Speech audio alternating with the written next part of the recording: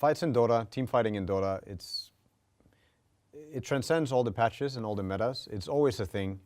I guess what you call a team fight is a big clash, usually 3 versus 3 or more heroes. Sometimes you have the whole 5 versus 5 and it's a 10-man big fight. And what you usually classify as team fight heroes, what makes a hero really good at team fighting, is this big contribution. Usually it's in the shape of AoE spells. Warlock is a very typical example. He has this Fatal Bonds and Rock ability, which reigns supreme in these fights where he gets it off and he gets the value out of it. It can double the damage of any AoE spell, or beyond double it if you get the perfect Fatal Bonds and the spell lands on everybody. But Dota is not as simple as that. It is not that you just pick the team fight heroes and you then get the team fight. There's many factors to it. There's a huge depth in how you can view the team fight and what can be done different or what can be done better. I'm sitting with an example that one of my favorite games of all time. I'm so lucky that I got to play this game. And it's the game 5 of TI, where we were playing LGD. A game that starts out really rough. We don't have the perfect teamfight heroes here. We have something that is really strong, but LGD kind of have something that's stronger. In mixture of Global Silence, Concat Boat, Earthshaker with the Fisher and Echo, and Batrider being in a rather good Batrider game. They give us a hard time. They give us a hard time from the very beginning. But what we then do afterwards is we kind of try to use all the tools that we're given and that we have from the beginning, and we've shifted into our favor. Something that you always want to note when you talk about Earthshakers, Silencers, Warlocks, their teamfight ability, their big abilities, they have a very long cooldown. And that's already something to note. If you see them use it, or if you lose one fight where they then use the cooldown, you want to ask yourself, is it a good time to go now? Is it because of the spell that they won the fight? Is it going to be our fight now that they don't have it? This, combined with many other things, like how does the fight go down if one person dies first? Having Blink Dagger is a huge item in Dota, and it's something that is a very big deal. We see here in this fight as an example, Shaker has Dagger, he has Echo. He deals massive amount of AoE damage while getting the control. But they're missing their Terrorblade. We brought our numbers. We are missing the Zeus, who can still contribute to the fight. There comes the Echo. But because Jarek stole the boat, the whole fight looks different. The Echo doesn't work nearly as well. People are still getting spells off. He has to invest the Fissure in killing off the Rubik. Now he doesn't get to keep it for the Ember later. And then again, because of the boat buff that we stole, Ana gets to survive, and it becomes a huge turn for us. This is the first team fight that goes our way in this game, and it basically changes everything from here on out. We're not out of the woods at all. They still have an incredibly strong timing.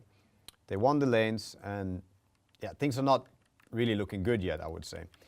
But big win for us.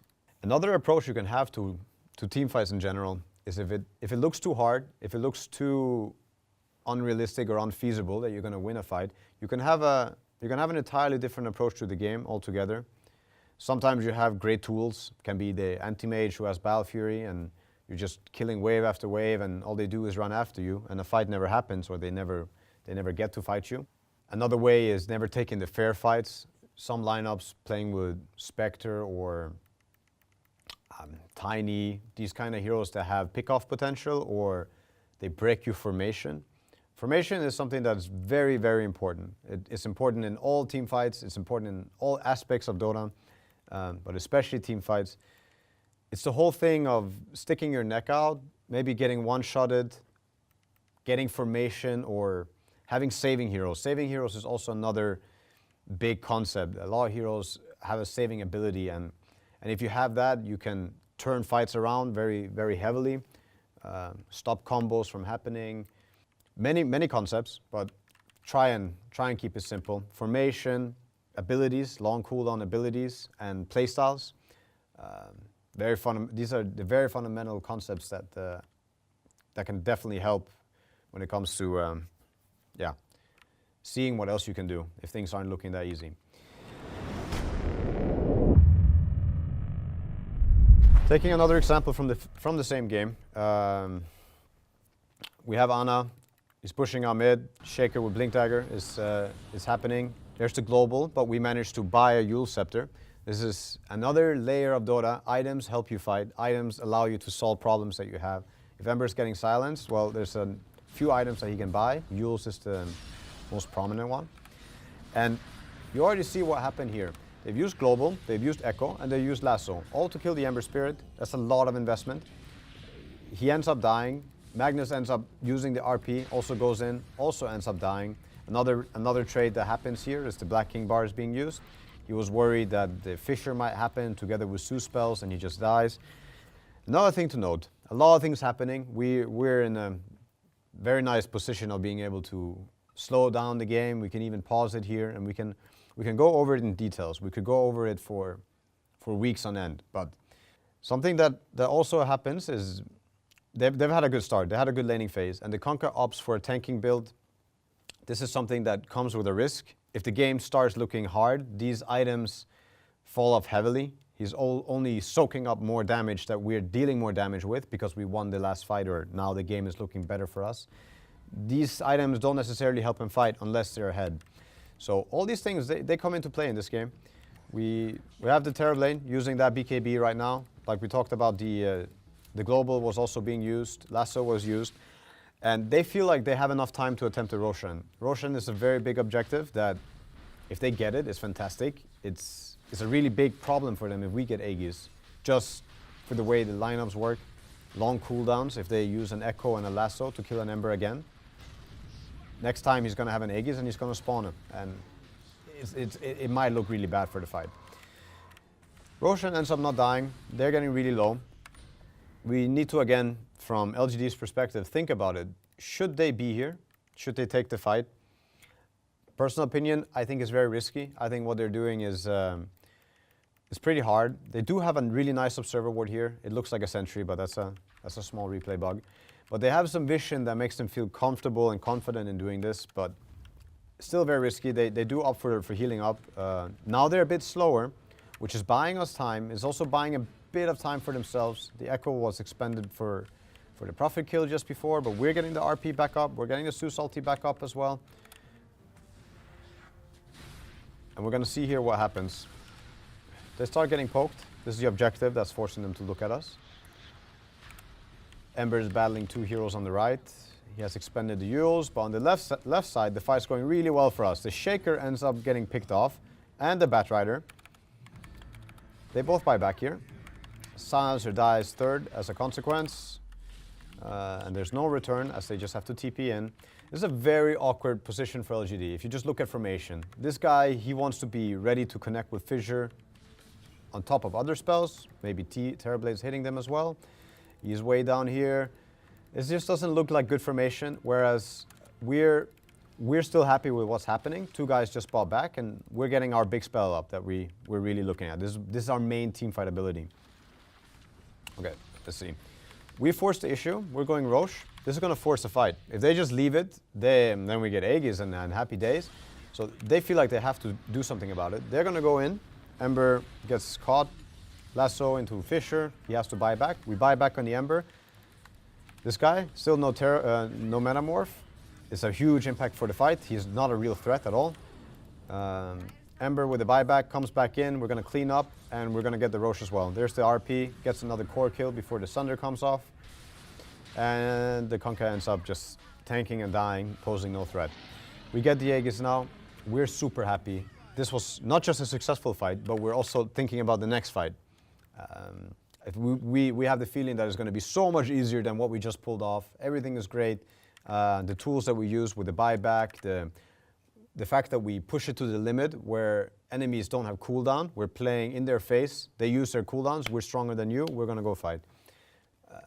These are all very powerful things, and yeah, you can analyze forever and think about how small things can be done better, like the items on Conca, like maybe healing up faster on LGD, or again, we can turn it all around and just think about OG. What should OG have done better? How could they have done even better? What is it that they're doing that sets them up for great success? Now we obviously have a Nature's Prophet. The fact that I'm pushing a side lane, it might make them TP there with one hero who's then not going to be there for the fight. And now it's not really a fair fight because they don't have Echo or they don't have both or something. So something that often ends up deciding the outcome of a fight is how the fight starts. The way a fight often starts is somebody gets jumped, somebody gets initiated or gone on, and the hero that gets jumped, he might die without getting a single spell out. This usually means bad news for the team who has that hero, who doesn't get a single spell. He contributes almost nothing to the fight other than soaking up damage. We're going to see here an example of Anna playing in front. He's the guy with the Aegis, and he's going to tank another set of abilities here. And by him doing this, he's opening the fight completely for the rest of us to look at what's happening. We end up seeing Ahmed teleport behind us, which we punish really hard. Very great punish. The global silence came just too late. We might have been able to kill him anyways with the Greaves from Magnus, but the fact that Anna is giving so much vision on all these heroes, this helps the rest of us decide what we want to do with the fight. Do we want to go here? Do we have time to one-shot the Terrorblade? Where's the Kunkka? Am I about to die? Where's the Shaker? Am I about to get echoed? Here, it's an Ember doing it. It can be somebody else doing it. It can be you sacrificing your own life for the greater good. If you just want to help your Warlock get his Fatal Bonds off, if you want to help your carry get his BKB off, maybe there's a way for you to do it. It can be done through items. It can be done through you starting the fight.